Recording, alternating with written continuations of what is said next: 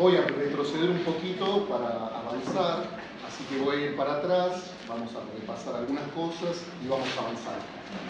Para ponerlas y ponerlos en frecuencia, los textos que hoy tenemos que mirar son el estudio sobre la histeria, un caso, es un caso. 2 clases vamos a estar con esta bibliografía. Tenemos tratamiento psíquico, tratamiento del alma, y el escrito sobre Elizabeth que está en los historiales clínicos de estudios sobre la histeria. Yo voy a retomar algunas cositas que trabajamos, empezamos de a poquito a carretear la semana pasada, y después voy a avanzar hasta ahí. Los voy a dejar, si todo va bien, los voy a dejar en la puerta del caso Elizabeth, y la semana que viene, en la clase número 3, hablamos del caso propiamente dicho, y yo les voy a dejar algunas líneas de lecturas para el caso para que ustedes lo preparen, lo rastreen y lo traigan. Ese sería el ideal. El ideal siempre es inalcanzable. Dátelo ahí en algún lugar. En todo sentido. Porque sería ideal que ustedes vayan a sus casas con las guías de lo que deben encontrar en el caso, lo lean, vuelvan, lo volvamos a trabajar y vuelvan al historial a leerlo. Eso ya sería como una hemorragia epistémica, ¿sí? Ojalá les pase eso, ojalá tengan ganas. Y si no, si hacen eso, está absolutamente garantizado, y se lo firmo en cualquier lado, la aprobación de la materia. Si hacen eso, ya no necesitan hacer mucho más. Si no hacen eso... A mí me pasó que empecé a leer el texto de Elizabeth, el caso de Elizabeth, y bueno, por tiempo no avancé tanto. Llegué a la presentación del problema, básicamente. Ajá. Y la verdad que estoy muy intrigado, así que... Hoy tiramos, hoy puede ser que te cause y lo logres, ojalá. Veremos, vamos a ver. Sí. Yo voy para atrás ahora, voy a levantar algunas cositas que dijimos la vez pasada, que están básicamente en la bibliografía que teníamos para la vez pasada. Ya les dije que el programa lo tienen que tener todo el tiempo en la mano, vayan a donde vayan. Y yo voy a tomar algunas cositas de la presentación autobiográfica, algunas cositas de los legos, algunas cositas de la carta 69 y algunas cositas de la carta 66. Retrocedo unos minutos y después voy a avanzar hacia tratamiento psíquico, tratamiento del alma. ¿Me sigue lo que estoy diciendo o estoy chineando? Tratamiento psíquico, tratamiento del alma. ¿Ves por qué tenés que tener esto acá? Porque siempre hablo en relación a lo que va pasando acá. Tratamiento psíquico, tratamiento del alma, y después el historial de Elizabeth, que hoy vamos a hacer la introducción, y después la semana que viene lo liquidamos.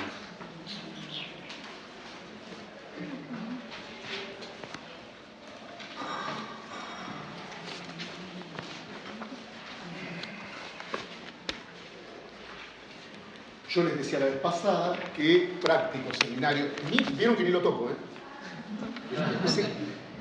la indiferencia. El odio, el amor y la indiferencia. La indiferencia es el afecto más complicado. No, si lo odias es un tema, si lo odias es otro. La indiferencia es un tema. ¿Será una opción bajarlo, profe? No sé, probarlo. Yo no voy a hacer el ridículo otra vez del otro lado. El otro día estar ahí como un... Porque veo que es fácil de descolgar. Si alguien me ayuda... Ahí está. Sí, pero tiene como en... Si no, escribimos acá. Es un montón de pizarrones. ¿Quién me puede ayudar de aquel lado? Yo no llego. Probalo si se levanta. Por ahí tenés suerte. Ay, pareció. Era un montón, ¿no?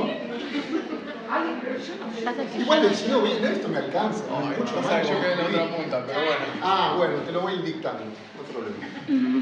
No quiero más. ¿Cómo?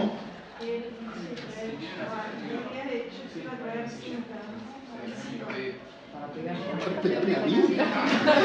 Para pegarme contra el pizarrón. Quería pegar la señora Erickson con cinta. Una vez que enrollamos, no, habría que haber... Ideas en la Argentina nunca van a faltar, lo que falta es actos. Vamos a ver qué pasa con los actos. ¿Ideas? Yo no sé muy bien. Somos dos.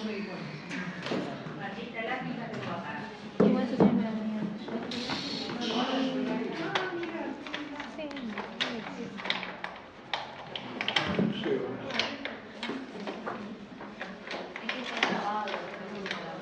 Claro, capaz tiene una libreta.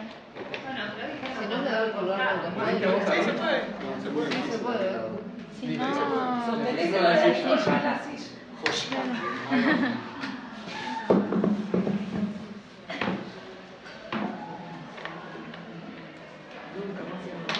mirá que loca.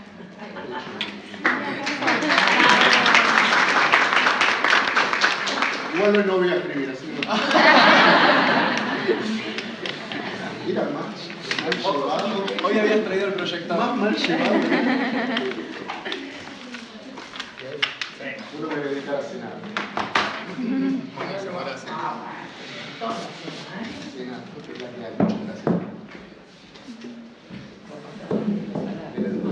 12 del mediodía que no veo un bocado. Bien.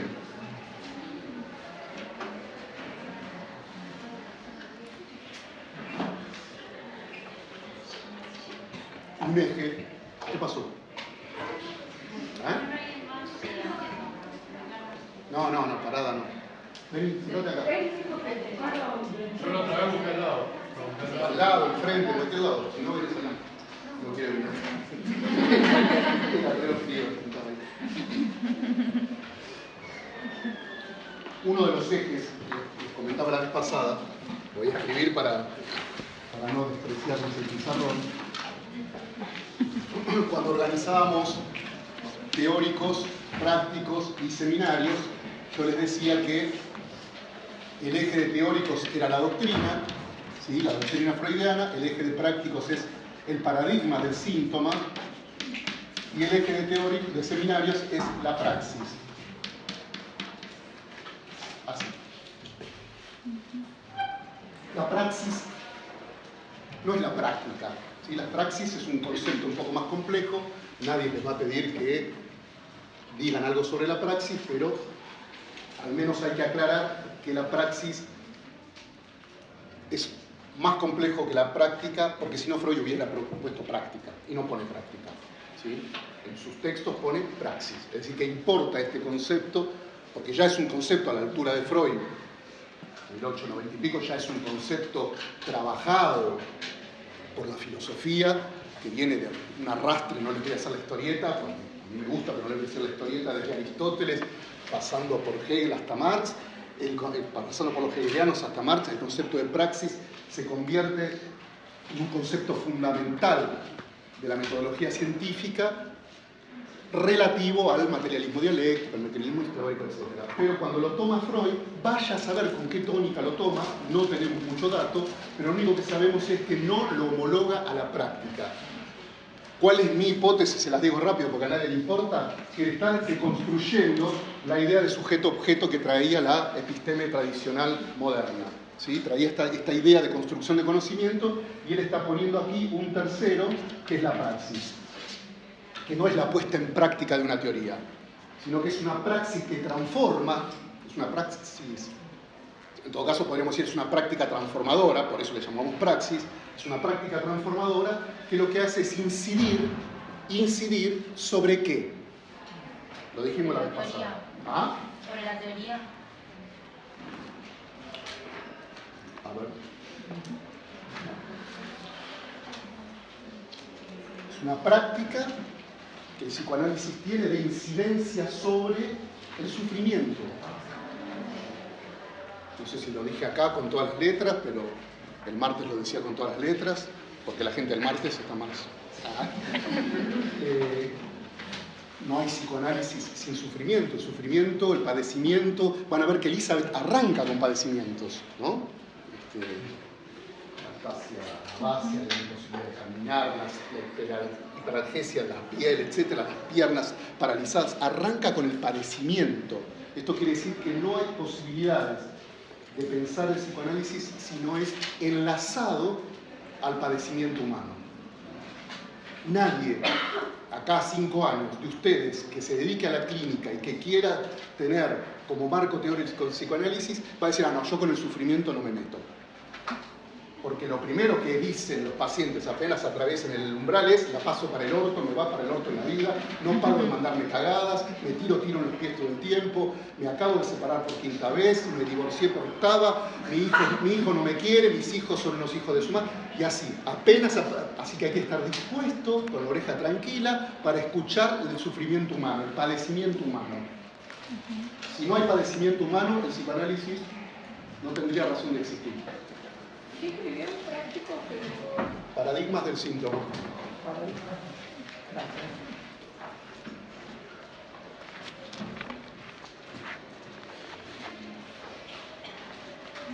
¿No hay sillas?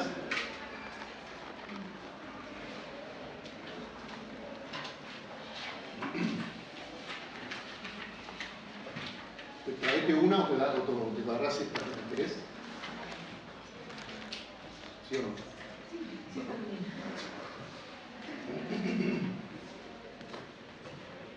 Ponela donde gustes.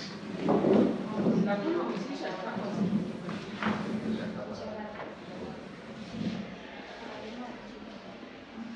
Entonces, acá de ese paradigma del síntoma, justamente la praxis transformadora, la práctica transformadora, se dirige al padecimiento que desprende el síntoma. ¿Sí? Nadie va a terapia, análisis, llamémosles análisis, nadie va a contar lo bien que está en la vida. Hola, ¿qué tal? Vengo a pagar este fajo de plata a usted que ni lo conozco a contarle lo feliz que soy.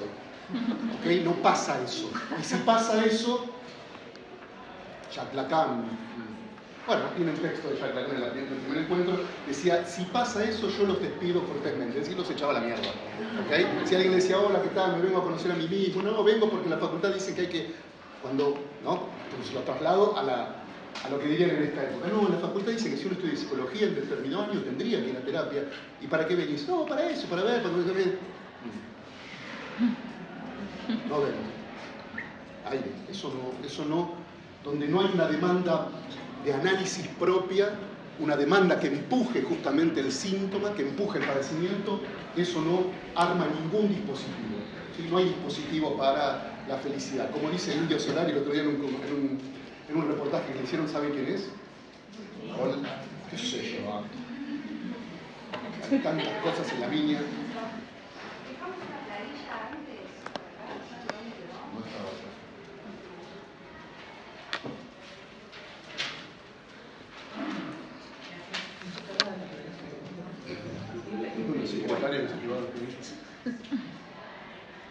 Le preguntan al indio, más o menos, lo voy a parafrasear mal porque tengo una memoria de mierda, le preguntan algo así sobre la felicidad, y él dice, no, yo escribo sobre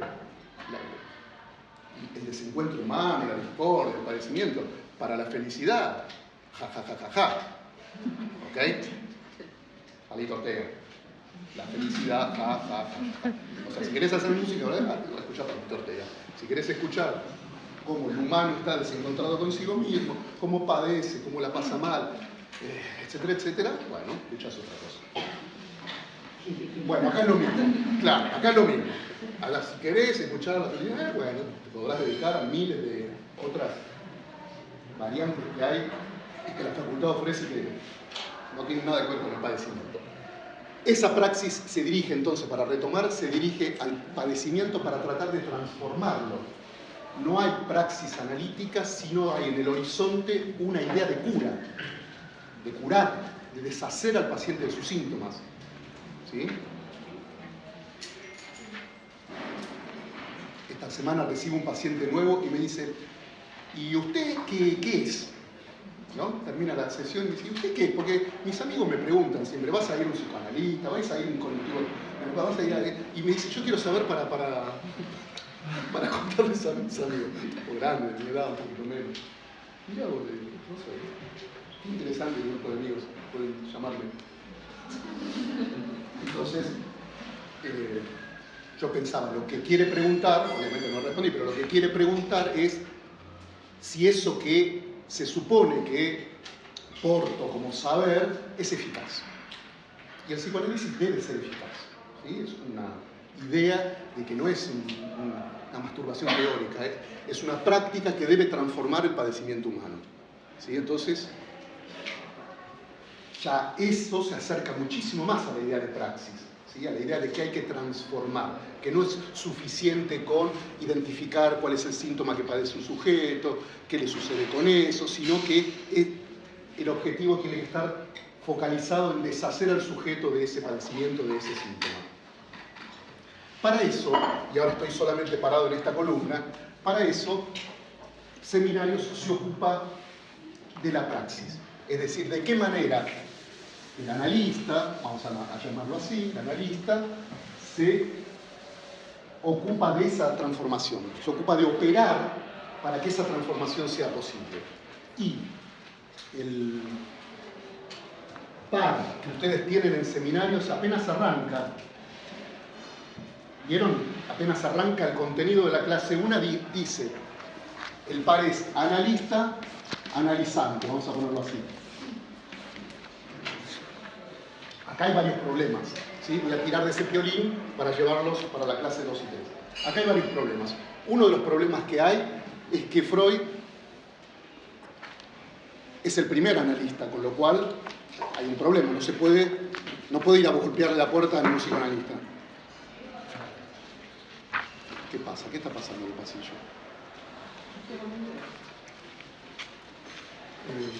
Eso por un lado. Lo que uno hipotetiza, o lo que se hipotetiza con la obra freudiana, es que él, de este lado de la raya, opera con dos lugares. Uno, que lo habrán escuchado en teóricos y en prácticos, con Fliess como interlocutor, ¿sí? Fliess, William Fliess, es el interlocutor favorito de él, al que le cuenta todas las cuestiones, ¿sí? De hecho, las cartas que están allí, cartas dirigidas a Fliess, y con el autoanálisis. Son las dos cuestiones que quedan del lado del analista. Es decir, hace autoanálisis, en la medida en que es el primer analista, hace autoanálisis, pero ese autoanálisis no queda encerrado en las paredes de su estudio, sino que escribe constantemente, se escribe con Fliess todo el tiempo, y es su interlocutor. Es a él al que le va contando, y por eso tiene la carta 66, es a él al que le va contando por qué se traba, cuándo se traba de escribir, cuándo progresa su teoría, cuándo se traba su teoría, cuándo descubre que carta 69, que las histéricas le mienten, o que la histérica, o que ya no cree más en la histérica, en la neurosis, etcétera, etcétera. Le va contando a Fliess, a ese interlocutor privilegiado, le va contando los derroteros del psicoanálisis. De este lado tenemos algo un poquito más complejo, que es la posición de Freud como analizante, y que eso lo vamos a hacer extensivo a la posición de analizante. Freud no usa esa palabra, no está la palabra analizante en ningún lado de la obra de Freud. Analizante es una nominación relativamente actual para justamente nombrar a aquel que está en una posición determinada respecto de su propio análisis. Ejemplo. Yo les contaba recién, parecía una pavada, pero no lo es, que cuando alguien atraviesa el umbral, en el mejor de los casos, se sienta y dice, yo padezco de esto. ¿Sí? Es decir, que el primer elemento que está del lado del analizante es un padecimiento. Hay un padecimiento a veces psíquico, a veces orgánico, a veces de ambos, a veces mixto, pero hay un padecimiento, hay una queja sobre su propio padecimiento. Eso vamos a ponerle el número 1 a eso. Número 2. Hay una idea en quien padece de la causa de su padecimiento. ¿Sí? Eso, 4 segundos y medio. Cuando uno le dice, ¿y por qué le parece que usted va por su 5º matrimonio? Ya el paciente siempre tiene una hipótesis. Es decir, que siempre hay alguna hipótesis sobre por qué le pasa eso.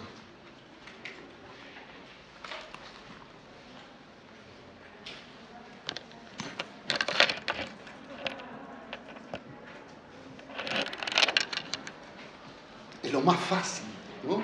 pasa en el encuentro de amigos. Cuando uno le pregunta al otro, inmediatamente se va a la historia. Porque la idea es que en algún lugar, es bien del Freud de la primera época, que en algún lugar de la historia de uno pasó algo que le determinó la vida. ¿Sí? Es el Freud de la primera época. Es el que están recorriendo en prácticos. Síntoma, la rayita y abajo la hipótesis de la que está en lugar de la X, que sería el trauma. Esa es la idea que uno tiene del sentido común también. Freud la abandonó en los primeros años, ya van a ver por qué. Pero la idea que uno tiene es que hay algo que le pasó, es decir, esa hipótesis causal. Esa hipótesis causal está en algún lugar de uno. Bueno, a uno le pasa esto porque me quedo tildado porque estaba haciendo memoria con un paciente de hoy que contaba una anécdota con su hijo, inmediatamente, con su hijo, que es un hijo adolescente, e inmediatamente, sin que medie pregunta, se fue a lo que a él le pasaba cuando era adolescente. Y que su hipótesis era que esa escena que había vivido con su padre era la que ahora no le permitía hacer con su hijo, ¿entienden? Todo el tiempo está eso en la cabeza. Todo el tiempo tienen eso ustedes en la cabeza. 3. Que esa que le pasa, y para la cual puede ser que haya alguna hipótesis, tiene, y esto sí, en mayúsculas, un enigma. Despierta un enigma en el sujeto. No se sabe por qué, o no sé por qué hago lo que hago. No sé si la fue la vez pasada, y si no, no importa, porque no es tan trascendente, cuando explicábamos las 3 heridas narcisistas, y decíamos, bueno, la subversión o la revolución de los planetas, y Freud estaba ubicado, él mismo se ubicaba a sí mismo, Darwin el segundo, Copérnico, Darwin, y él se ubicaba en el tercer lugar como aquel que había venido a despertar al mundo, como dice una carta que ustedes tienen para teóricos, a despertar al mundo. ¿Qué pasó? Hola. ¿Vos casilla de afuera? ¿Ah? Fíjate que en las aulas vacías debe haber alguna. Freud decía, bueno, vengo a despertar al mundo en la medida en que les traigo una mala noticia. La mala noticia es que ustedes no son lo que creen ser. Lo traduzco, o sea, lo parafraseo de una manera moderna, ¿no? Esto que vos crees que sos, no sos. Hola, ¿qué tal? No sos eso. ¿Sí? Creo que la vez pasada jugamos con alguna de ustedes a la identidad, ¿no? ¿Quién sos? ¿Quién crees que sos? Todo ese balurdo que vos crees que sos, viene Freud y dice, nada de eso es verdad, no sos nada de eso, todo eso es mentira. Todo eso implica un desconocimiento propio de aquello que te determina. ¿Y qué es lo que te determina? Para Freud, el inconsciente. Ese enigma se dirige justamente a lo que hoy por hoy están leyendo en prácticos y en teóricos, que es la anticipación más básica del inconsciente, que es el saber no sabido, ¿no? Un saber, pero que el sujeto no sabe que lo tiene. Hermosa la letra que tenés en el pizarrón, pedazo de 30 años escribiendo el pizarrón y cada vez se escribe peor. No sé si ya es porque no sé qué miércoles pasa, pero cada vez es peor. Saber no sabido. El saber no sabido es la anticipación más rudimentaria en estos primeros textos que ustedes leen de lo que va a ser el concepto de inconsciente. Lo que van a ver en prácticos en un ratito, en un par de clases, es el grupo psíquico separado. Se los anticipo para que lo tengan las antenas prendidas ahí. Es decir, ¿me siguen la lógica? Alguien viene, ay, qué mal que me siento, me parece que fue mi mamá cuando me pegó en la plaza, pero ¿será eso? Qué raro, ¿será eso por lo cual vomito todo lo que como? No sé, bueno, no sé, ¿por qué será? Fin, se arma el enigma. Y frente al enigma, la respuesta es la que Freud había trabajado con Charcot, y ustedes trabajaron en teóricos, sobre el traspaso, el traslado del saber médico al saber en la estética. Esa subversión freudiana, que es tan notable y que tanto hay que remarcar en la primera época, es porque el saber se pasa del saber médico hegemónico de la época ¿sí? Del saber que patologiza, del saber que crea nosologías psiquiátricas extensísimas, del saber que etiqueta, de todo ese saber médico hegemónico, del poder psiquiátrico de fines del siglo, Freud dice, nada de esto es lo que está en juego, el saber sobre porque hay un elemento anterior, ese saber médico no da cuenta en su propio saber del padecimiento de las histéricas. ¿Se entiende? Empieza a quedar como al margen ese saber, no alcanza ese saber médico, porque la histérica sus síntomas no cierran con el saber médico. Entonces el saber médico empieza como a soslayar, el saber psiquiátrico, el saber médico de la época, empieza a soslayar, a marginar, a separar, las empieza a acusar de simuladoras, de farsantes, es decir, la histérica empieza a ser segregada por el discurso médico, a ser discriminada por ese discurso médico. Hay una parte, creo que en Práctico, que es un texto de Práctico que habla de eso cuando él separa como la psiquiatría del psicoanálisis. Claro, la conferencia 16, tal cual. De esto de como que escuchaban con tan poca atención a los neuróticos que no pensaban que de esa comunicación podían extraer como algo valioso. Maravilloso. También de la herencia, que la catalogaban por herencia, que tenían ese problema. Sí. Vieron que todas esas hipótesis quedan muy cerca de la brujería medieval. O sea, ¿no? Si se hunden estaban, ¿cómo era que hacían? Si se hunden estaban poseídas, entonces, bueno, la muerte las dignificaba y se iban con el Señor, y si flotan había que quemarlas. Era la misma lógica medieval, era parecida, nada más que, o sea, era una modalidad exclusiva. Por lo tanto, el otro día le escuchaba, lo decía la titular en uno de los teóricos, cuando se lo acusa a Freud de que no es feminista, a uno se les paran los pelos, a los que tienen pelos se les paran los pelos acá, porque es el primer feminista, reintegra a las mujeres al discurso, las vuelve a traer al discurso, no las soslaya. El saber, en todo caso, patriarcal, psiquiátrico y clásico del siglo XIX es el que las soslaya. Y Freud dice, no, ellas tienen la verdad. Vengan las histéricas a decir la verdad sobre ellas mismas, porque en ellas encierra la clave para responder al enigma de su propio sufrimiento. Tomá, pum, 1-0, anda a buscarla al fondo de la red. Entonces, ¿qué hace? Trae a la histérica, le devuelve la dignidad de su discurso, de su palabra, porque de eso se trata, ¿sí? Y coincidirán conmigo, vivo entre feministas, así que esa la tengo clara. Si hay algo que devuelve el feminismo a la mujer, es su palabra, es la posibilidad de su palabra. Bueno, Freud hace eso hace 120 años, así que no te hagas el moderno, Juan.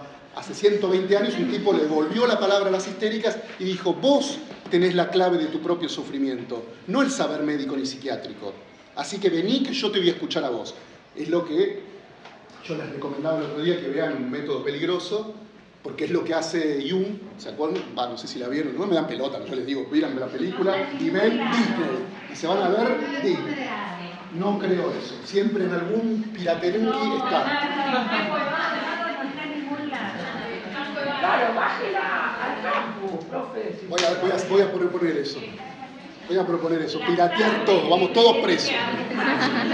Toda la cátedra presa, porque pirateaba todas las películas.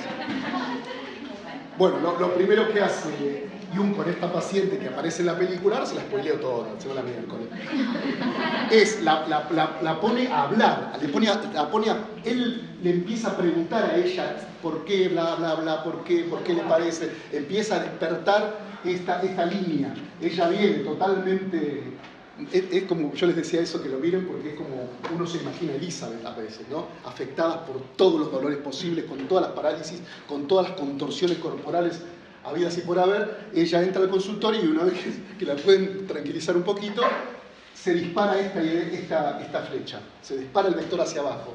¿Está el padecimiento? Sí, pero empieza a interrogar, y uno empieza a interrogar, un colega de Freud, empieza a interrogarla para llegar al enigma y para poner en juego esto, poner en juego que el saber no sabido es el que encierra la causa de ese sufrimiento, no el saber que tiene el médico, no el saber que tiene el analista, etc. Primer deslizamiento nocivo de esto. Ah, quiere decir que entonces uno no estudia un carajo porque total el que sabe es el paciente y uno se sienta ahí ¿no? A vegetarla porque total... Ni vayas a la facultad, porque por ahí truchás el título y listo, lo colgás ahí y como no tenés que saber nada porque el que sabe es el paciente, es el primer desvío nocivo de esto. No, al contrario, todos debemos estudiar más y más y más. Por miles de razones, pero la primera razón ética que a mí se me ocurre es que lo que tenés ahí enfrente es alguien que sufre y es alguien que viene a golpearte la puerta para que vos lo liberes de ese sufrimiento. Ese solo pedido, desde el punto de vista ético, hay que responderlo. Pero hay que responderlo desde un punto absolutamente pensado. ¿Vieron cuando empiezan a escuchar ustedes en práctico? Bueno, el paciente asocia libremente, el analista no asocia libremente. El analista debe saber lo que hace, debe escuchar, debe saber dónde hablar, dónde no hablar, dónde callarse, sobre todo dónde callarse. ¿Sí? Porque los sujetos humanos somos muy flojitos de lengüita, ¿viste? Inmediatamente sabemos qué le pasa al otro. Pero testealo en la reunión familiar, la próxima que tengas, testealo. Todos tienen hipótesis psicológicas, todos saben de todo. Es la disciplina más universal del mundo. O sea, mis parientes, algunos son economistas, yo no opino, loco, de economía, no sé de economía. ¿Qué tienes que empezar a tirar hipótesis? Bueno, lo que pasa es que por ahí le pasó algo en la infancia, ¿qué te dedicaste? ¿A qué te dedicaste toda tu vida? No, bueno, yo soy físico. Cállate entonces. No, eso es la única disciplina en que todos, desde un año 1 hasta 99,9, siempre tienen algo para decir. Entonces, como uno es muy soltito de lengua, una de las cuestiones más difíciles para los analistas es callarnos. ¿Sí? Callarse.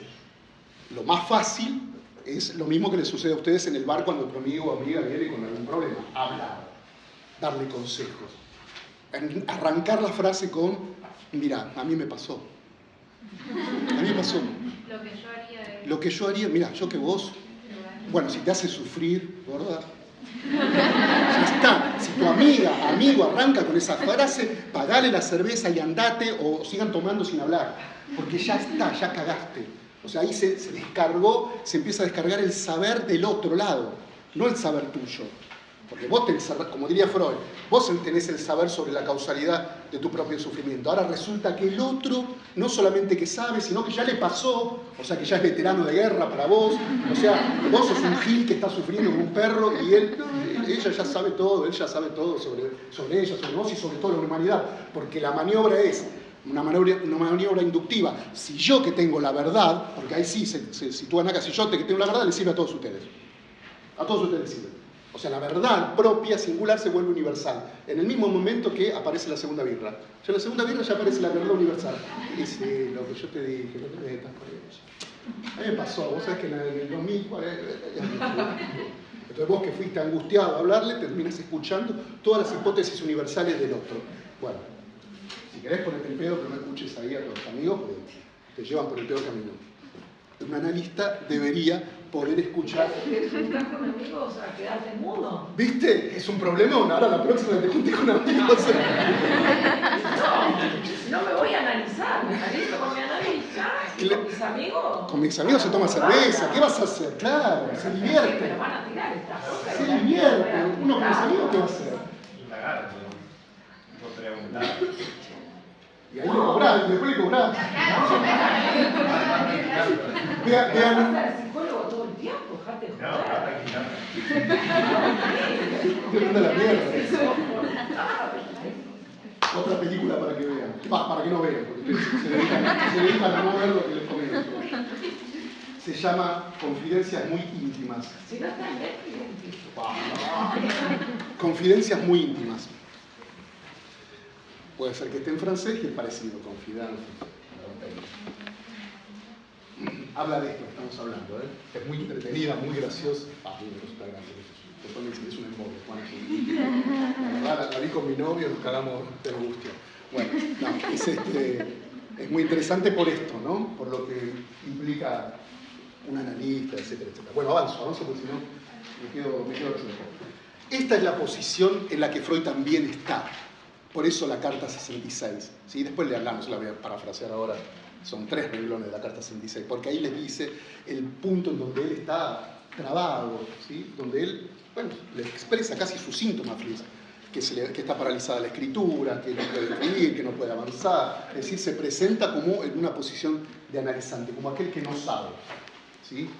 Porque esa es otra característica, es la ignorancia, no es la ignorancia, el enigma es alguien que no sabe, ¿no? Es muy difícil cuando alguien recibe un paciente y el paciente ya sabe todo sobre sí mismo. ¿Qué carajo es? Es muy difícil, pero hay todo una presentación a veces de los pacientes que tienen esta postura de que ya sé todo lo que me pasa. Bueno, hay que esperar. Ahora, hablando en serio, ahí hay que esperar, no hay que echar a nadie, no, hay que esperar. Porque a veces eso mismo opera como una defensa. ¿Sí? Es así. Un relato, una defensa, ¿viste? A los obsesivos nos pasa mucho eso, ¿no? De que bla bla bla bla bla bla bla bla bla bla bla bla bla bla bla bla. Hay que esperar, hay que ser pacientes allí. Bien. La carta 66 y también la 71 están en la primera parte de la clase, en la clase de la vez pasada, estaban al servicio de mostrar ese autoanálisis de Freud y esa posición de análisis. La 66 podría caer de este lado y la 71 de este lado.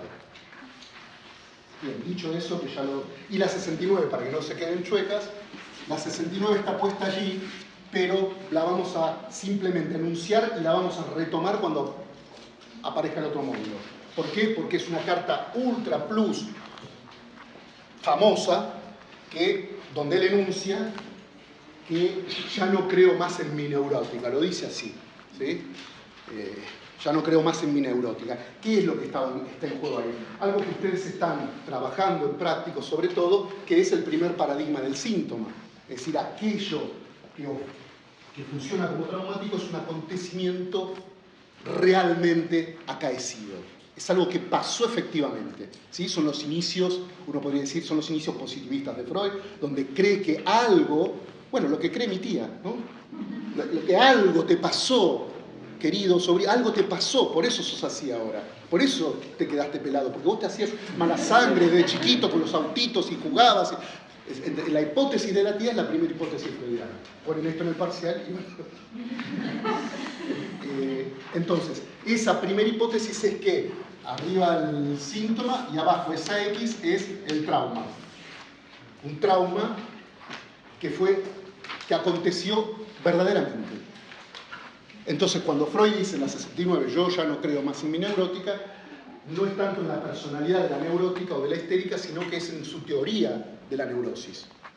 Entonces, su teoría de la neurosis que sostenía esta idea, ¿sí? Donde había habido, según los relatos de todas las histéricas que coleccionan él y todos los colegas de la época, había habido en la infancia de la histérica un abuso. ¿Sí? Habían sido abusadas sexualmente. Entonces, un relato, 2 relatos, 3 relatos, 2.500, 3.500 relatos, lo que empieza a sospechar Freud es que eso no puede ser verdad. Sino hasta su propio padre, dice en unas cartas, hasta su propio padre sería un abusador. Y eso no es así, dice él. ¿Tá? Entonces empieza a hipotetizar que esta escena realmente acontecida no es tan acontecida. ¿Ok? ¿Van sospechando que viene a cambio de eso? Disculpa, no entendí. O sea, que el vos trauma usás anteojos porque cuando tenías 4 años te cayó un perro en la cabeza en el parque. Aconteció realmente y de ese día dijiste, ay, no veo. ¿Ok? Eso pasó realmente. Freud dice, le cuenta a una que le cayó el perro, 2 que le cayeron los perros, 4.934 mujeres que le cayó un perro en la plaza. Che, todos los perros empieza a sospechar. Dice, eso no puede ser verdad. Todos los padres tendrían que ser abusadores. Traducido ahora en Freud, sin volver con el perro. Traducido en Freud, todos los padres de mujeres tendrían que ser abusadores. Si no, no le da la cuenta para que todas digan el mismo discurso de que fueron abusadas. Pero el quiebre está en ese hecho aconteció realmente. Ahí eso es lo que empieza a sospechar. Hasta ese momento no sospecha. Es un hecho que aconteció en la vida del sujeto en su infancia, que lo marcó, que lo signó, que lo determinó para el resto de su vida. Un hecho concreto, una palabra, una golpiza. ¿Hay cómo se desdoblan las partes? Hay un hecho en la adolescencia que se marca por otro en la infancia. No, ese es el trauma en dos tiempos que viene contemporáneamente pensando en eso, Freud. Es algo un poquito más rudimentario, es, che, esto, las cosas que vos pensás de tu infancia, ¿no tenés la sospecha a veces de que pasaron o no pasaron? ¿Pasaron realmente o no pasaron realmente? Dale al fondo. Ahí aparece la fantasía. Exactamente. A cambio de eso aparece la fantasía. La fantasía es justamente el relevo. ¿Este es el segundo paradigma? Sí, ahora vamos a ver trauma 2. Pero esto es de práctico, simplemente lo estoy trayendo para que ubiquen por qué la carta 69 la vamos a poner un poquito después. Pero está bueno pensarlo, porque ya de movida entras a participar de la lógica que tiene Freud respecto de la construcción de su propia doctrina. ¿Es más claro ahora? Vos pregúntenme, ¿eh? Nadie tiene por qué saber nada, eso lo aclaré el primer día, Yo ¿no? solo quiero saber Dale. si él cambia la fantasía, tipo, porque ahí la X en práctico vimos que era como la causa. El trauma es la causa, exacto. Él cambia la causa. Exacto. La causa siempre se va a ir deslizando. Hasta el final de la ya te escucho, hasta el final de la cruzada, vos vas a tener síntomas arriba y abajo vas a tener, creo que son 5 o 6 causas distintas hasta el final de su obra. ¿Sí? Que es la causa que se sostiene al final de su obra y para que no se angusties es la que se sostiene actualmente, así que eso no tuvo variaciones. Pero en sus inicios, cuando está construyendo la teoría, lo primero que salta es el acontecimiento que realmente sucedió. Y él dice, no, ¿viste? Empieza a sospechar, por eso traemos la carta 69 ahí, porque empieza a decir Freud, che, me parece que no. Y aparece lo que el compañero dice. Entonces, de lo que se trata en ese relato es de una fantasía, y hasta ahí lo llevo, después progresaremos, pero hasta ahí lo llevo. Una fantasía ya es otra cosa que un hecho realmente acontecido, ya es otra cosa, ¿ok? Las causas siguen sumando, se van cambiando. No, va trocando al modo de paradigma, ¿viste cómo son los paradigmas que se van reemplazando uno a otro? Las causas se van construyendo conforme avanza, por eso hice mucho hincapié en la praxis, conforme la praxis va cayendo sobre el síntoma, va generando una determinada doctrina.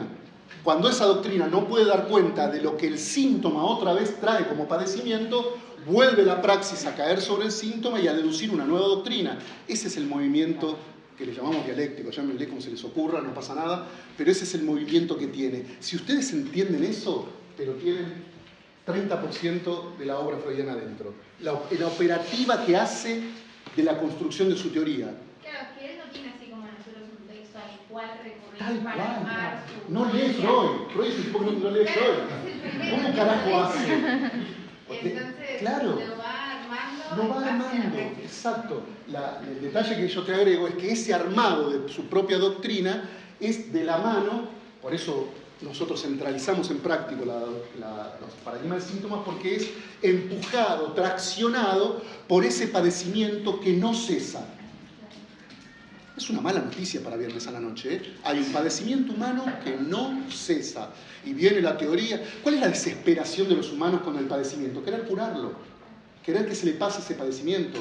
No tanto en la amiga del bar, sino en cualquiera de otros.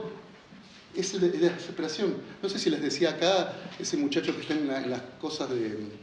Véanlo, si viajan en colectivo, es el señor Colombo, que te vas viajando y te va dando 18.300 indicaciones sobre cómo tenés que ser feliz. Te bajás del bondi y ya sos feliz. ¿Viste? Porque dices, bueno, para tomar una nueva decisión, y te va tirando, si tenés miedo a la muerte, te va tirando todo. Por favor, véanlo. Y si no, googleenlo, Colombo se llama. Colombo, hermoso. Vos bajás del bondi y si tenés miedo a la muerte porque sos un pelotudo, porque no leíste bien cuál es el decálogo para no tenerle miedo a la muerte. ¿Entendés? Entonces, bueno, porque a eso invita el padecimiento, a eso invita el miedo a la muerte, a eso invita ¿cómo se dice? El desencuentro. El desencuentro con el otro invita a que el otro quiera, ¿no?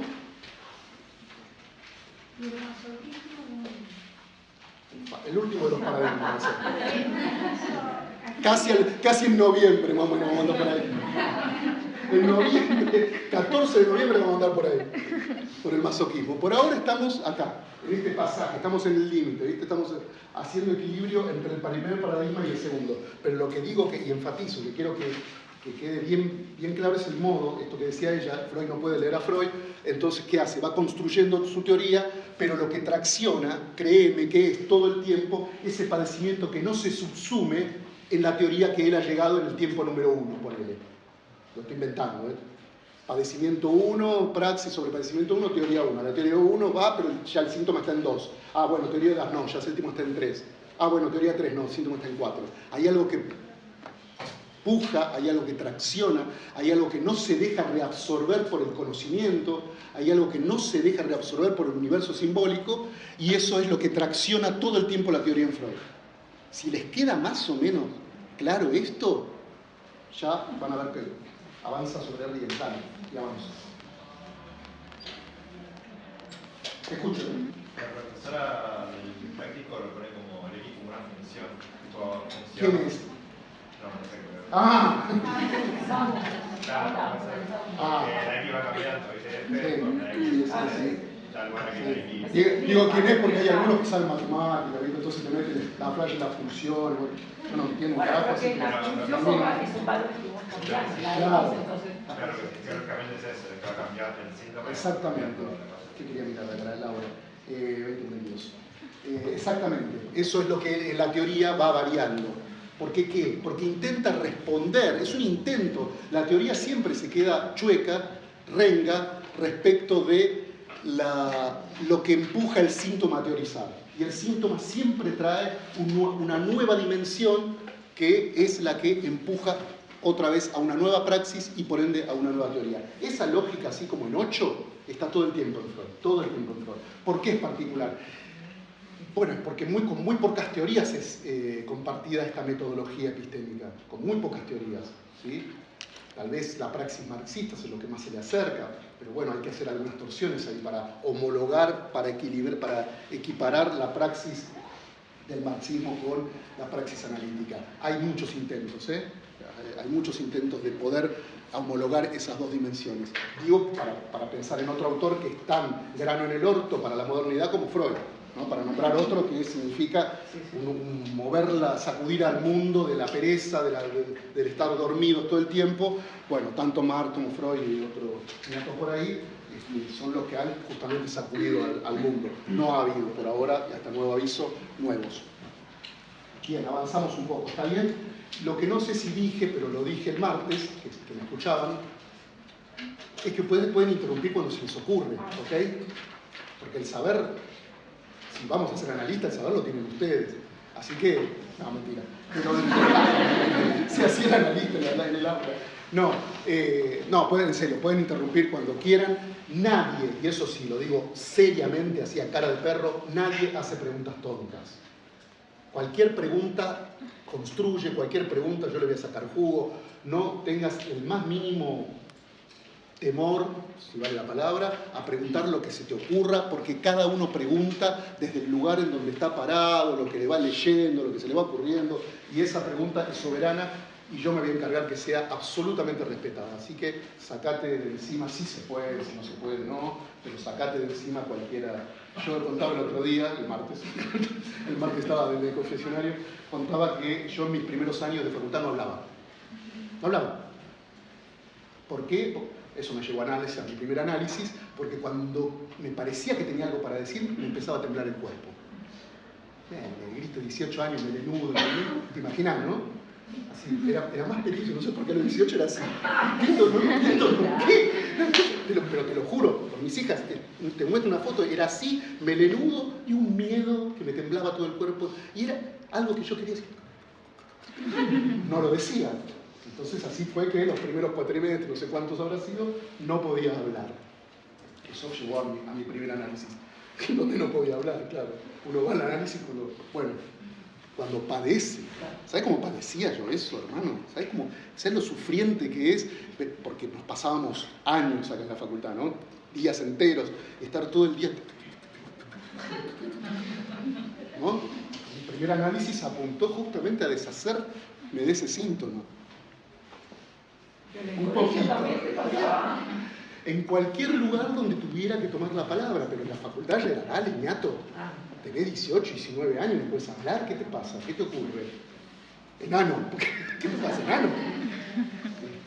Bien, entonces eso a cuenta, en serio, que ustedes pueden hablar y decir lo que se les ocurra y preguntar lo que quieran. Bien, ya voy pasando ahora sí al tratamiento psíquico, tratamiento al alma. ¿Qué es lo que quiero enfatizar de ese texto? ¿Qué es lo que ustedes tienen que enfatizar de ese texto? Algo que ya vienen viendo en teóricos, sobre todo en teóricos, en un texto que ya se los nombré la vez pasada, que son las parálisis, el estudio comparativo de las parálisis motrices orgánicas, bla, bla, bla, que no me acuerdo el título, ¿sí? Ya vienen sospechando ahí que la división entre el Freud neurólogo y el Freud analista empieza a jugarse en ese texto. ¿Por qué? No se los voy a contar otra vez, pero ¿se acuerdan que era lo que divide ahí la neurología de la causa, de la causación psíquica propiamente dicha? Es justamente que el cuerpo empieza a transformarse en otra cosa que el cuerpo biológico. La medicina o la neurología trata el cuerpo biológico propiamente dicho, y del lado de la causación, del lado de la causa, Freud empieza, como lo habrán escuchado también 1000 veces en otros espacios, al tipo le apasiona el porqué, le apasiona la causa, por qué este tipo sufre, por qué estas mujeres sufren. Entonces, cuando se dice que está apasionado por la causa, es esa pasión etiológica lo que mueve a Freud, ¿sí? Por descubrir la causa. Y en el camino de esa pasión etiológica, lo que descubre ya no es como un Freud neurólogo, sino que lo que descubre es que allí, en el fondo, hay un trauma psíquico.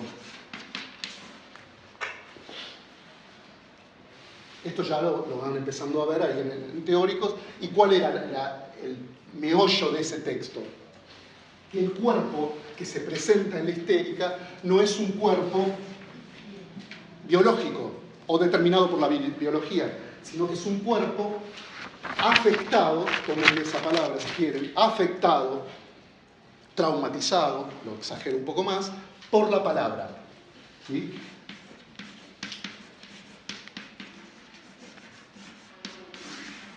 Es decir, la palabra en este texto de tratamiento psíquico, tratamiento del alma, cumple una función fundamental. Hoy nosotros, pasados 120, 140 años, no sé cuántos años, podemos decir más sueltos de cuerpo que la palabra, la que no podía decir el muchachito allá a lo lejos, la palabra que toca el cuerpo, la palabra que te conmueve, la palabra, como recordamos en la canción el otro día, la palabra que te hace llorar, la palabra que te hace reír, la palabra que se te caen las lágrimas, la palabra, hoy por hoy podemos decir, bueno, ya tenemos 120 años de cultura, entonces podemos más o menos dimensionar qué trabazón hay entre la palabra y el cuerpo, ¿sí? Esa palabra que en un principio, en los inicios, como decía la compañera, en los inicios freudianos, no estaba muy en... O sea, uno le da la palabra a la histérica confiando, dice Freud, en que allí está el secreto de la resolución de su propio enigma que afecta a su propio cuerpo. Bueno, perfecto, es una apuesta impresionante. Es una apuesta impresionante, pero para que eso suceda, primero tiene que haber una idea de cuál es la palabra respecto del cuerpo. Y en ese texto, estoy trabajando después si quieren les paso algunas páginas, pero lo que estoy diciendo está en la 115 por ahí. En ese texto en particular, lo que Freud le interesa es cómo la palabra afecta al cuerpo, cómo deja marcas en el cuerpo. Tómenme esa idea. La palabra deja marcas en tu cuerpo. Es decir, nunca podríamos llegar nosotros al consenso, más o menos, ahora que ver, al consenso de que una palabra nos ha marcado a todos por igual. Porque esa marca, esa talla que hizo la palabra en vos, responde sí y solo sí a la historia de tu propia vida. ¿Sí? Y ahí empieza, sí, a tener una presencia significativa en los primeros años de vida para Freud. ¿Por qué empiezan a tener una significativa presencia? Después va a ser la sexualidad infantil, pero por ahora está diciendo, empiezan a tener una significativa presencia esos años de niño, porque es allí donde las primeras palabras te empezaron a marcar, las primeras frases. Lo contaba acá, el de... A vos te va a ir mal en todo. Le decían, no es paciente mía, es una paciente de una colega que supervisa conmigo. supervisión lo van a escuchar también por muchos lados, ¿sí? Cada vez que uno tiene una práctica, Freud decía que había que estudiar, había que analizarse y había que supervisar, ¿no? Que había que tener esas tres patas. La supervisión es algo que una vez que uno arranca en la vida de la atención clínica es fundamental y se constituye en uno de los pilares. Y a medida que van pasando los años, no sé si para bien o para mal, la gente más joven va supervisando con los más grandes, digámoslo así, veteranos, cosas. Bueno, esta es una paciente que tiene una colega que supervisa conmigo. La frase es: hagas lo que hagas, siempre te va a ir mal. Son dos padres, no puedo decir porque está publicado incluso, dos padres médicos con una hija a la que empujan todo el tiempo a que siga medicina. Ella se resiste, sigue traductorado, y el padre, sobre todo enojado, le repite una frase que se la decía desde muy niña: hagas lo que hagas, siempre vas a fracasar. Amoroso, ¿no? Bueno, porque un padre así, no necesitas enemigos en el mundo. Una cosa tranquila, o sea, es como si te dijera: ¿querés dulce de leche o crema? Y te dice: vos vas a fracasar en todo. Tranquilo. Bueno, esa frase se convierte en una marca en el cuerpo para esta chica. Una marca, en una pesadez que debe llevar consigo. Una marca, en una talla, en algo que la determina, ¿sí? Sin saberlo, porque eso va a tener cantidad de derivaciones. No es que la paciente dice de una vez y para siempre: entonces es porque mi padre me dijo esto y ya está. No pasa eso, ¿sí? Si no, seríamos curanderos. No sucede eso. El tratamiento psíquico, el tratamiento del alma, conlleva esta idea freudiana de que la palabra hace traba con el cuerpo, hace trabazón con el cuerpo, y también deja marcas en lo psíquico. Así como puede dejar una marca en el cuerpo, puede dejar una marca en lo psíquico. O una marca en lo psíquico que se traslada a lo corporal. Es lo mismo, y lo vamos a ver con Elizabeth, justamente. ¿De dónde extrae Freud en ese texto? Y esto sí ya lo han ido viendo en diversos espacios. ¿De dónde lo extrae? Lo extrae de la hipnosis. La hipnosis le demuestra a él la potencia que tiene la palabra. Creo que algo de esto decíamos la vez pasada, ¿no? Cómo la hipnosis puede generar síntomas, inventar síntomas una vez que ustedes están bajo hipnosis, y la hipnosis puede deshacer síntomas. Yo te hipnotizo y te digo: ese brazo que tenés paralizado, cuando yo te despierte lo vas a mover. Y ella se despierta y mueve el brazo.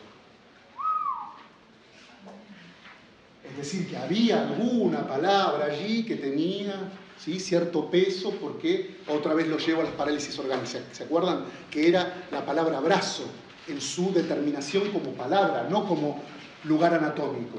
O sea, no sé si eso lo recorrieron bien en teórico, si no, vuelvan a pegarle una leída al texto. Es un texto maravilloso. Yo se los conté eso. A mí personalmente es el texto que me dijo: mira vos, el de la comparación de las parálisis orgánicas, ¿sí? Porque justamente lo que hace es mostrarte cómo la palabra entra al cuerpo y lo marca de una manera distinta a cómo la marca la propia anatomía. Y decía que lo de tenían parálisis de la pierna orgánica, la parte de la pelvis hacía moviendo. Exacto. Que neurológicamente es imposible de explicar. O sea, está cortado algo en el axón, no sé, llamarle como quieras. Está cortado algo en algún lugar, pero no en el lugar anatómico del miembro que no se te mueve. ¿Cómo es? Es otra biología, es otra lógica. Bueno, esa lógica está dada por la palabra, ¿sí? Por eso en Elizabeth, ya les tiro la primer guía de lectura para Elizabeth, lo que van a tratar de rastrear es como la palabra stegen, así como suena este y una H antes de la N, stegen se articula justamente con su enfermedad, que ella no puede estar parada y no puede caminar.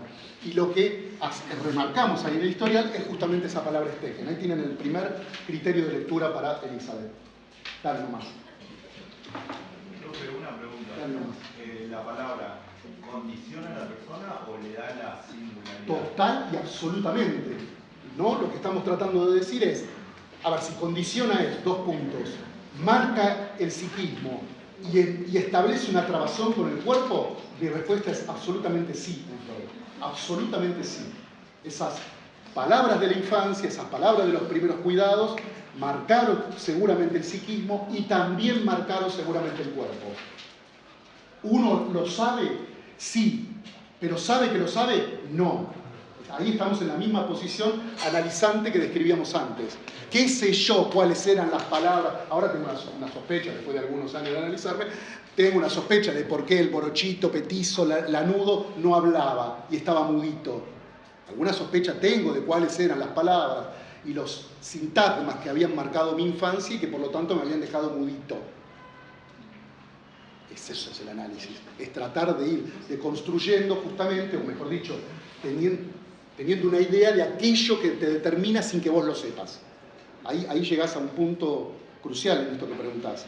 Uno va llegando a través de ese trabajo, que ahora nosotros lo vamos a ver con el tema de la reacción, llegamos a ese lugar y podemos ahí, en todo caso, anoticiarnos de aquellas frases, de aquellas palabras, de aquellas experiencias que determinaron que nuestra vida sea de una determinada manera y no de otra. ¿Por qué calladito, mudito hasta los 18 pirulos? Alguna sospecha tengo, insisto, no voy a confesarla, pero el análisis llevó justamente, yo podría decirlo en primera persona, a mí el análisis me salvó la vida, porque si no estaría, hoy por hoy tendría pelo por ahí, pero estaría acá. Bueno, no estaría acá, obviamente.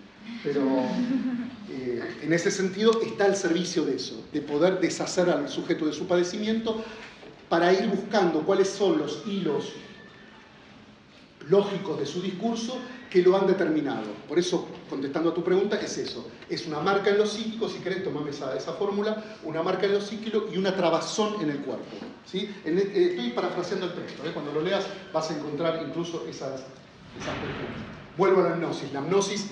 La hipnosis le muestra a Freud el valor de la palabra, la potencia de la palabra, pero dice, tiene algunas cuestiones.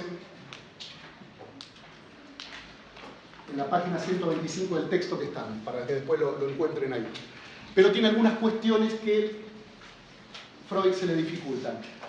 Una las confiesa en algunos lugares, él no era un buen hipnotizador, con lo cual ahí ya estábamos en problemas, ¿sí? Pero no es que abandona la hipnosis por eso, ¿no? Él dice que la condición que debe tener la hipnosis es que haya una gran credulidad del hipnotizado en el hipnotizador. Tiene que haber una gran credulidad y un gran, no lo dice así, yo lo digo, y un gran sometimiento a esa relación de poder que implica que alguien sepa y el otro no sepa, ¿sí? Porque entre las cosas que se subvierten en esa lógica que les explicaba del saber médico y el saber de la histeria, es que se subvierte una relación de poder. Por eso yo les decía, es el primer feminista, porque es el primero que cuestiona el poder de la palabra de los psiquiatras, de los médicos, todos varones, no había una mujer ni que la encuentren, sobre las mujeres.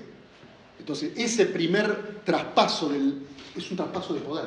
Ya el poder no lo tiene el médico, el psiquiatra, el poder ahora lo tiene en sus manos la histérica que encierra sus propios enigmas o tiene la hipótesis de cómo se resuelven sus enigmas. Bien, en la hipnosis eso pasa exactamente de una manera simétrica. El hipnotizador tiene ascendencia sobre la hipnotizada. Ahora, cuando termino de hipnotizarte, te quedarás en el aula hasta el lunes. Y todos nos vamos y a ella la encontramos el lunes acá. Entonces hago así. Ahora te vas a ir a la calle y parás el tránsito en Independencia. Y ella se levanta sin saber. Es decir, que hay una palabra, descubre Freud allí en la hipnosis, que empieza a funcionar con efectividad, ¿sí? La segunda cuestión, que es por lo cual Freud lo cataloga claramente como una técnica sugestiva, es que el control lo tiene el hipnotizador y el otro tiene que obedecerlo. Ahí el límite, el poder. ¿Cuáles son los límites? ¿Cuáles son los límites de la hipnosis?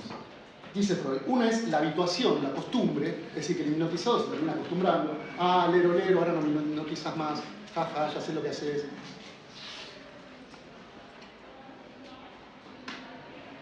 Los tres chiflados, genios, si lo sabía, para ustedes debe ser del Paleolítico Inferior. Hay un episodio donde hay un hipnotizador que hipnotiza, creo que a Curly era, y le decía, vos estás en sim, vos estás en sim, y efectivamente estaba en sim. Ese hipnotizador, que es la idea, es un poco vulgar que tenemos del hipnotizador es quien tiene el límite de que el hipnotizado se va habituando. Y por otro lado, el otro límite es la dependencia misma del hipnotizador. Y ahora les pregunto, y con esto empiezo a salir de la hipnosis, ¿a ustedes creen, yo me hago también una pregunta, ¿ustedes creen que están lejos de ser hipnotizados? ¿O hay vivencias en su vida que dan cuenta de que ustedes son hipnotizados? Bueno, bien, te lo tomo, excelente. Las redes.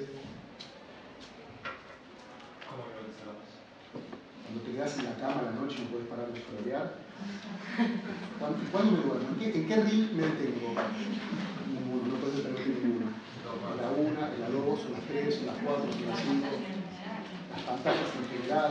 Puede ser como cuando te quedas pensando y te colgás ahí y como que no te das cuenta qué pasó.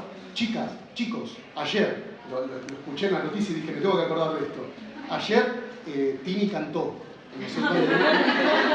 Las hipnotizadas se cagaron la palo entre ellas. Eso es hipnosis. Es el poder que tiene alguien sobre el resto. ¿Sí? Eso es hipnosis. Ya lo van a ver con un texto famoso que tiene por eso de Psicología de las Masas. ¿Qué es eso? Es el poder de alguien sobre otro. O sea, alguien es capaz de matarse por estar más cerca del líder, o de la líder en este caso. ¿Sí? Eso es hipnosis pura. Uno está hipnotizado por eso. Bueno, y como decís vos, o dicen ustedes, las redes y el celular llevan la delantera en este momento, clarísimo. No, falta.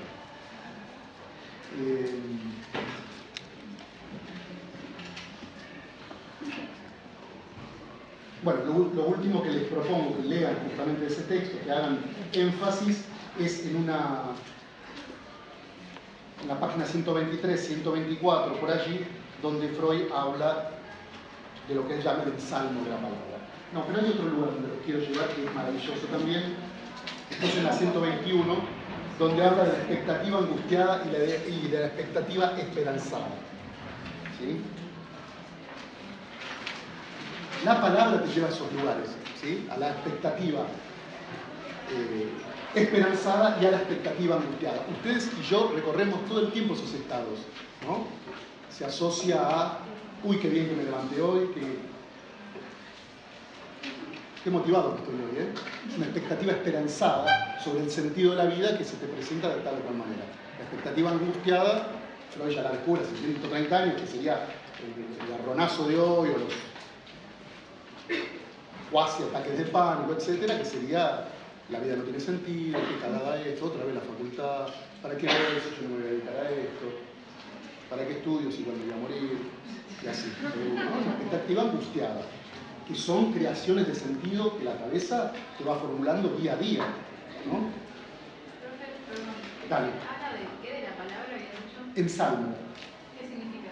Eso, el poder del transformador, el poder de... A ver si tengo 123, 124.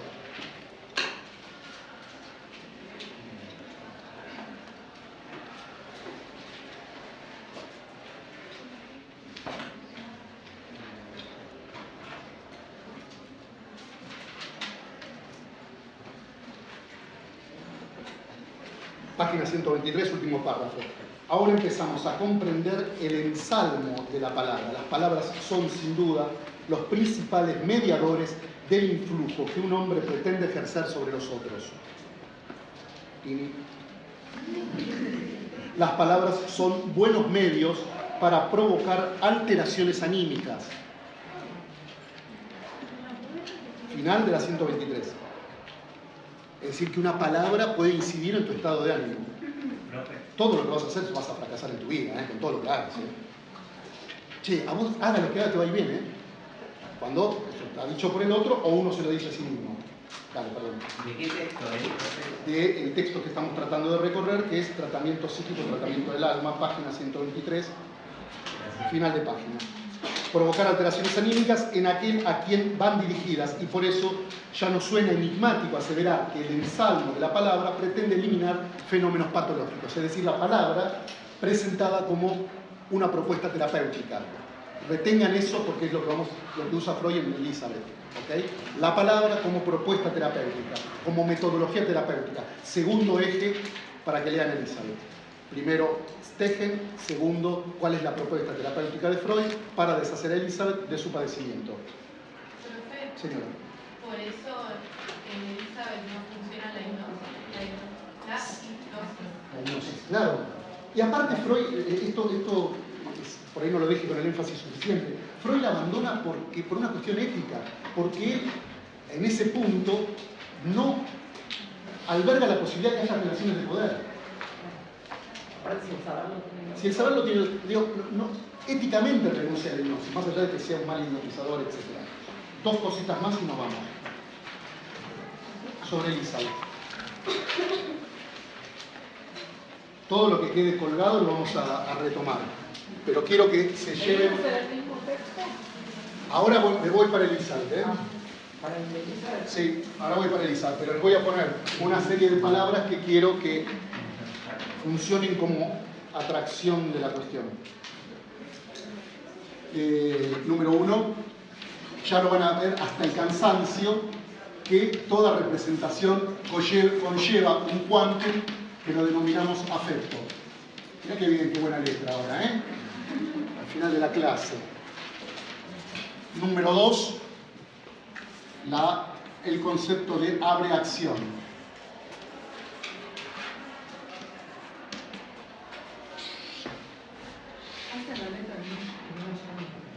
¿Sí? Arriba representación, abajo la cantidad o el afecto. Toda representación, si quieren acá le hacemos el aparato psíquico para Freud, se empieza a pensar como una relación entre todas las representaciones. ¿Sí? Representación 1, representación 2, representación 3, representación 4. ¿Sí? El psiquismo es esto, con la hipótesis de que cada representación tiene adosado un afecto. La profe teórica nos habló de los insultos, que tenés un afecto determinado y después lo movés a otra... Exacto. Gracias. La característica que tiene para Freud este modo de pensar el aparato psíquico es que el afecto adherido a cada representación puede circular. Por eso va a funcionar el primer método terapéutico de Freud, porque el afecto puede circular. ¿Sí? ¿Esto tiene que ver con el grupo psíquico separado? Lo que va a tener que ver con el grupo psíquico separado, y gracias, porque lo voy a poner como número 3, grupo psíquico separado, es aquellas representaciones, lo van a ver en práctico, no se asusten si no lo entienden, aquellas representaciones que son intolerables o inconciliables, conserven los dos, para la conciencia, y que por lo tanto la defensa, número 4, defensa, la defensa se encarga de, voy a usar la palabra y se la olvidan inmediatamente, de reprimirlo. Esa palabra que es intolerable, inconciliable. Está en el texto, no en este, está en el texto de prácticos. Neuropsicosis de defensa, estoy parafraseando ahora. ¿Okay? Se lo anoten y después lo revisan, porque es fundamental esto que estamos recorriendo. La 4, la defensa. Entonces, la hipótesis de la primera representación, el primer ítem, es que todas las representaciones tienen un afecto adherido. En el ejemplo que daba, voy a hacer ficción, en el ejemplo que daba, no, porque me va así en la vida, porque mi mamá me dijo que yo voy a fracasar en todo en la vida, y uno podría decirle como analista, es una ficción, pero para que entiendan cómo el afecto adherido a esa frase, paciente X, sufrimiento, síntoma pegado a la frase de la madre, de la vieja. ¿Sí? Entonces, ¿qué es lo que hay que hacer? Romper esa frase del afecto que conlleva para desactivar la potencia que tiene esa frase. Estoy ficcionando, Una posibilidad es que el analista le diga, me parece que usted le cree mucho a su madre. ¿Sí? Al ángulo. Y esto empieza a desactivarse. Magia, no es magia, pero es un ejemplo bien bruto para mostrar cómo lo que funciona en la terapéutica es, gracias a lo que el compañero decía, que el afecto circula entre representaciones. Pasa entonces a otra representación y de esa manera el síntoma cede. todo esto lo voy a retomar, pero me gustaría que listen esto más los ejes que le decía de Elizabeth, que los completo. Uno era Stegen. Stegen, así. S-T-E-H-E-N. Stegen. El otro era conversión. Esto también lo podríamos poner como número 5. Conversión. Conversión. No importa, no altera el producto. La conversión, y lo que quiero que lean en Elizabeth es cómo es la primer conversión de ella. ¿Ok? La semana que viene me siento acá y digo, primera conversión, no, ni hablo. Me vuelvo a mis 18 años, ni hablo. Nada. Y el cuarto son 4 ejes. El otro eje es la metáfora conversiva. ¿Sí? Búsquenlo en el historial, la metáfora conversiva. Y 12 minutos, me quedan 3 de vida. Y el último eje, entre comillas, pongan pensamiento otro. Está dicho así, textual en el texto. Pensamiento otro. Pensamiento otro. ¿Sí? Se va a referir a la intrusión de pensamiento. ¿Sí? Esos pensamientos, vos decís, ¿de dónde salieron? ¿Me interesa dentro de la cabeza? Esa idea de intrusión. ¿Ok? Nos vemos el viernes.